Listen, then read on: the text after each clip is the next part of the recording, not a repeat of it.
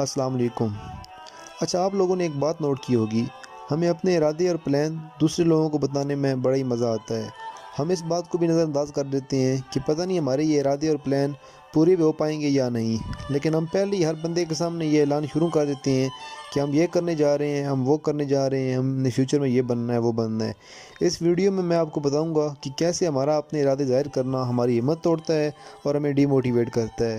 اس سے پہلے آپ لوگوں سے گزارش ہے کہ اگر آپ اس چینل پر نئے ہیں تو چینل کو سبسکرائب کر لیں تاکہ آئندہ اپلوڈ ہونے والی ویڈیو سے آپ استفادہ کر سکیں۔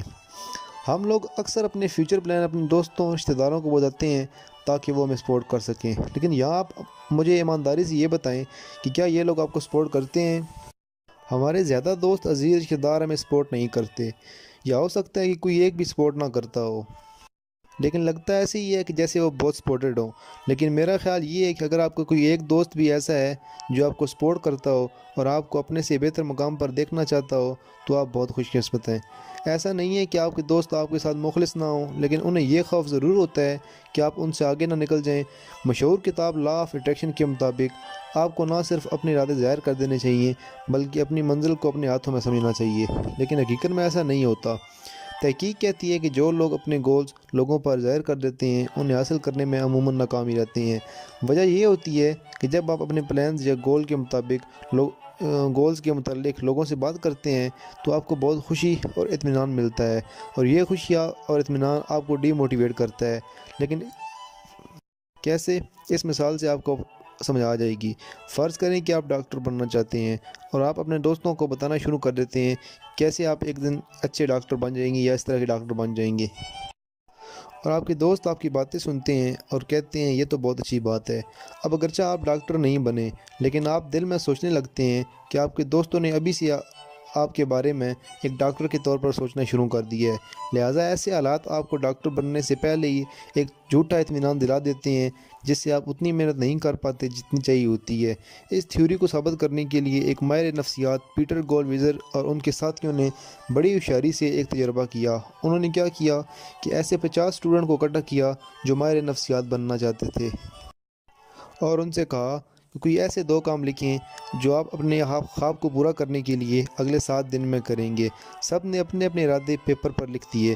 اب ایکسپیریمنٹل نے ان کو پڑھنا شروع کر دیا اور ساتھ ساتھ ان کے ارادوں کی تعریف بھی کرتا گیا، لیکن ابھی آدھے اسٹوڈنٹ کے پلان ہی پڑھے گئے تھے کہ انہیں بتایا گیا کہ یہ پلان لکھنے والا کام انہیں غلطی سے دے دیا گیا تھا، اور یہ کہ جو پلان رہ گئے ہیں انہیں کوئی نہیں پڑھے گا۔ اب 7 دن بعد سارے اسٹوڈنٹ سے دوبارہ رابطہ کیا گیا۔ ان سے پوچھا گیا کہ وہ اپنے خواب کو پورا کرنے کے لیے کیا کیا کرتے رہے ہیں۔ وہ اسٹوڈنٹ جن کے پلان پڑھ کر تعریف کی گئی تھی انہوں نے اپنے گول کے لیے تھوڑا وقت نکالا اور کم محنت کی۔ جو اسٹوڈنٹ رہ گئے تھے جن کے پلان نہیں پڑھے گئے تھے انہوں نے زیادہ محنت کی تھی۔ اس تحقیق سے یہ نتیجہ نکلا کہ اگر آپ کے پاس اپنی کامیابی کے اظہار کے لیے دوسرے ذرائع موجود ہوں تو آپ کامیابی حاصل کرنے کے لیے اس قدر محنت نہیں کر پاتے جتنی ویسے کرتے ہیں۔ اس لیے ضروری ہے کہ آپ اپنے آپ کو موٹیویٹو رکھنے کے لیے اپنے ارادوں اور پلان پر بات کرنے سے باز رہیں۔ اپنے جذبات کو اس عارضی اور جھوٹی خوشی کے نظر کرنے کی بجائے اپنی محنت میں استعمال کریں۔